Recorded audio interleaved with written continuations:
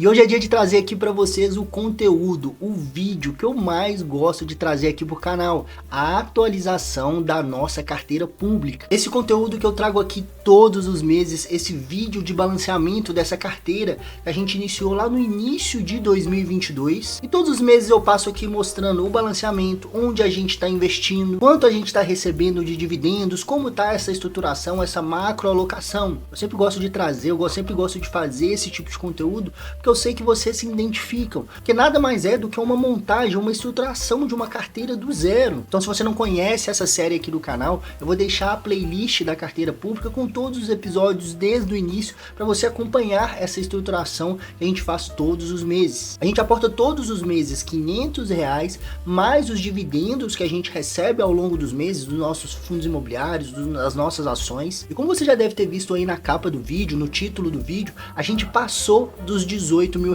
Estamos aproximando dos R$20 mil investidos e isso é muito legal. Vou trazer aqui para vocês a rentabilidade da carteira, os principais ativos, os ativos que estão com maior rentabilidade, as ações, fundos imobiliários e ETF no exterior, e bem como essa evolução dos dividendos. Fala aí meu povo, e aí como é que vocês estão? Tudo bem com vocês? Sejam muito bem-vindos a mais um vídeo aqui do canal. Para quem não me conhece, meu nome é Pedro Abreu, eu ensino, eu falo sobre investimentos, como você investir, como você montar uma carteira de investimento segura, diversificada em ações, fundos imobiliários, investimento exterior, renda fixa, receber renda passiva e multiplicar o seu patrimônio com segurança. Então, se você gosta desse tipo de conteúdo e se você está nesse vídeo é porque eu sei que você se interessa, se inscreva aqui no canal se você ainda não for inscrito. E se esse vídeo te ajudar de alguma forma, e eu sei que vai, deixe seu like também, compartilha esse vídeo aí no grupo da família, no grupo dos seus amigos que estão buscando aprender a investir. Eu tenho certeza que vai agregar não só para você, mas muito para eles também. Então, sem mais enrolação, bora pro conteúdo, bora para nossa carteira pública. Antes de mais nada, vamos dar uma olhada geral aqui na nossa carteira, aqui no Status Invest, que é a plataforma que eu utilizo para organizar e estruturar a nossa carteira, né? Aqui está a rentabilidade, aqui a gente consegue ver a composição. O que é a composição? A macroalocação, qual que é a porcentagem que a gente tem em cada classe. Aqui está o patrimônio total e a evolução, e aqui os proventos. Vamos olhar aqui com calma, vamos dar uma olhada primeiro na rentabilidade. A rentabilidade, a gente pode ver que no último ano está em 18% e a rentabilidade total em 34%, o que é muito bom. A rentabilidade, a carteira está performando muito bem. Aqui, clicando diretamente, a gente consegue ver mais detalhado essa evolução da carteira. A gente consegue colocar aqui a comparação de tudo, e pela primeira vez, como vocês podem ver, a nossa carteira superou o CDI no período. A gente sabe que nos últimos anos o CDI está extremamente alto em função da taxa Selic. A gente chegou a Selic a patamar aí de quase 14%, patamares altíssimos. Então, obviamente, nos últimos anos o CDI teve uma rentabilidade muito boa, e pela primeira vez desde 2022, no início da nossa carteira, a gente está superando. Tá certo que é bem um pouquinho, né? A rentabilidade total em 34% e o CDI 33,8%, e no Ibovespa a gente está muito acima. O Ibovespa rendeu nesse período 21%. Vamos comparar também, aqui é legal que a gente pode comparar com outros indicadores, com o IPCA. Vamos dar uma olhada aqui no IPCA. O IPCA nesse período foi de 13%. Então nossa carteira rendeu 34% e o PCA, né, foi de 13%. Um dos principais objetivos quando a gente monta uma boa carteira de investimentos é justamente isso daqui, superar os indicadores, principalmente o IPCA. Se você for apurar a rentabilidade da sua carteira, ela está perdendo para o IPCA, você pode se atentar porque tem alguma coisa errada. Porque um dos principais objetivos a selecionar bons ativos seria exatamente esse, superar, a gente ganhar da inflação para a gente não perder o poder de compra. E aqui a gente está ganhando não só do IPCA, mas também do Ibovespa e pela primeira vez do CDI. Isso aqui muito em função também que a Bolsa de Valores brasileira essa semana bateu o recorde, bateu a máxima histórica, superando 136 mil pontos. Nunca tinha atingido esse patamar, então isso elevou, né, a uma valorização boa das nossas ações. E no mercado americano também vem se valorizando bastante, muito em função do que? A expectativa pela redução da taxa de juros. Tudo indica que o Fed, o Banco Central Americano, agora no mês de setembro, na próxima reunião, vai baixar pela primeira vez a taxa taxa de juros americana. Isso interfere diretamente na bolsa americana e diretamente na nossa bolsa. Por quê? Os investidores, os grandes investidores começam a migrar para a renda variável, tanto a renda variável americana, impulsionando os ativos americanos, mas também a renda variável de outros países. Isso acaba atraindo o capital estrangeiro aqui para o Brasil, o que vem impulsionando também a nossa bolsa. Dando uma olhadinha aqui nos nossos proventos, vamos dar uma olhada nos proventos do nosso histórico. A gente já está com receber um total de quase R$900, já estamos próximos de bater R$1.000 no recebimento total de renda passiva, né, os dividendos tanto dos fundos imobiliários quanto de ações. Nesse mês, o mês 8, né, até o momento a gente já recebeu R$67. Eu, se eu não me engano, ainda tem alguns dividendos para receber ainda esse mês, então será um dos maiores recebimentos. A gente olhar aqui na visão geral, né, desde o início, a gente consegue ver essa escalada. Vejam bem, né, lá no nosso primeiro mês a gente recebeu R$1,34. No nosso melhor mês, que foi o mês de maio, a gente recebeu 81. A gente vê que mês a mês a gente vai subindo, vai progredindo. Agora imagina isso quando essa carteira realmente entrar no efeito dos juros compostos, começar a pegar tração, esse crescimento vai começar a acelerar também. Pulando para a composição da nossa carteira, para a gente olhar a macro alocação de ativos, a gente percebe que atualmente nós temos 29% em ações, 28% em fundos imobiliários, 17% no Tesouro e 24%, 24,97%, 25% em ETFs no exterior. E qual seria a nossa macroalocação?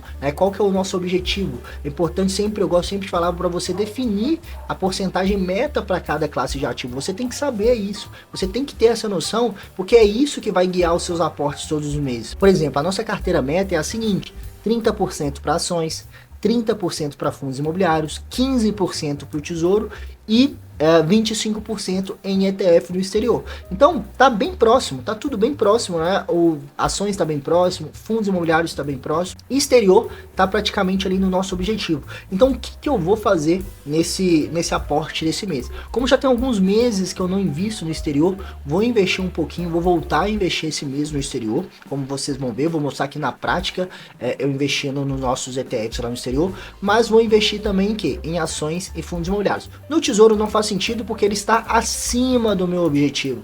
Então eu vou deixar esse mês de lado, não vou investir no Tesouro, no nosso Tesouro IPCA. Agora, para ações e fundos imobiliários, vou investir porque estão para trás e vou voltar a investir em ETF. Provavelmente vai passar dos nossos 25%, mas não tem problema, próximo mês eu volto a ajustar. Ah, Pedro, então eu nunca sei fazer exatamente esse balanceamento, onde eu devo investir. Eu já entendi, né, que eu devo focar nas classes que estão mais para trás da porcentagem que eu defini. Ok, que foi o que eu acabei de explicar aqui para vocês. Então você vai sempre focar nas classes que estão mais para trás. Mas dentro da classe, onde eu devo focar? Em qual ação? É isso que eu vou mostrar aqui para vocês na prática. Voltando aqui para o nosso dashboard, se a gente vem aqui em patrimônio, a gente tem um detalhamento muito melhor disso, né? Aqui tem um crescimento do patrimônio, ok, mas o que importa pra gente está aqui embaixo, ó. Ações, nós temos atualmente 8 ações, um valor total investido de 5.180, 29% da nossa porcentagem total em ações. Agora eu quero ver a porcentagem em ações que eu tenho em cada uma dessas. A gente vem aqui em patrimônio total, ele vai mostrar, né, do maior patrimônio para o menor. Vocês conseguem perceber que está tudo bem próximo, está tudo na casa dos R$600. E aqui a gente vê, né, em ações, né, tem a maior posição, que seria Itaúsa, ocupa 13,28% da nossa carteira de ações, e a menor, que é a Taesa, tem 11%. Então tá bem equilibrado. Você tem que tomar muito cuidado em relação a isso daqui para não se expor demais a determinado ativo. Eu gosto de ter um equilíbrio. Óbvio que você vai definir essa porcentagem com base no risco do ativo. Você sempre terá porcentagens maiores em ativos mais seguros. Quanto mais arriscado, né, menor deve ser a porcentagem daquele ativo que você deve se expor. Como aqui eu considero que são empresas, né, empresas consolidadas, empresas lucrativas, que estão em níveis de riscos, né, parecidos, próximos, eu gosto de ter essa porcentagem bem parecida. Então você deve adaptar aí a sua realidade, a realidade da sua carteira. Porém, né, obviamente, com o aporte que eu vou fazer aqui em ações, eu vou investir nas que estão aqui mais para baixo. Vou comprar Taesa, Caixa Seguridade, Fleury, Copel, né, vai dar ali mais ou menos o valor que eu vou definir aqui para ações. Como a gente investe R$500 mais os dividendos, né, os dividendos que estão na conta, então vai dar um total aí de R$570. O que eu vou fazer? Já mandei 200 para a corretora no exterior, porque lá é o valor, esse é o valor mínimo que eu consigo fazer a conversão. E os outros 370 eu vou dividir entre ações e fundos imobiliários, sendo a maior parte em fundos imobiliários, porque em fundos imobiliários, como eu mostrei para vocês, a porcentagem está em 28% e eu quero ter 30%. Em ações está 29%, eu quero ter 30%. Então a maior parte desse aporte, desses R$370, eu vou mandar para fundos imobiliários. Outra coisa interessante que eu quero mostrar para vocês é a rentabilidade dos meus ativos, né? Dessas ações aqui na nossa carteira. Como vocês podem ver, tá tudo verdinho, todas estão no positivo.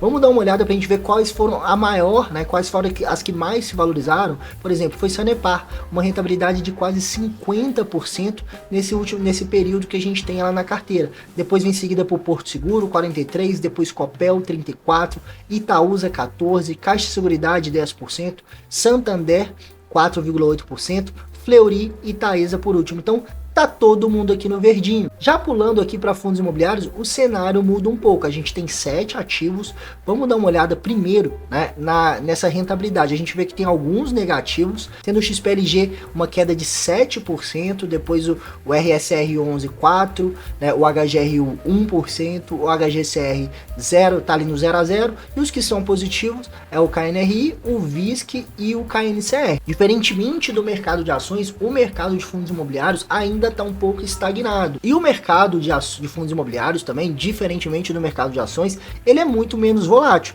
Então a gente não vai ver grandes subidas, grandes quedas, igual acontece no mercado de ações. Agora pulando aqui para as porcentagens, vamos dar uma olhada nas porcentagens em fundos imobiliários. Você pode perceber que os 5 primeiros estão bem próximos, né? Que é o KNRI, nossa maior posição, seguido pelo VISC, depois tem o RSR11, tem o KNCR e o XPLG.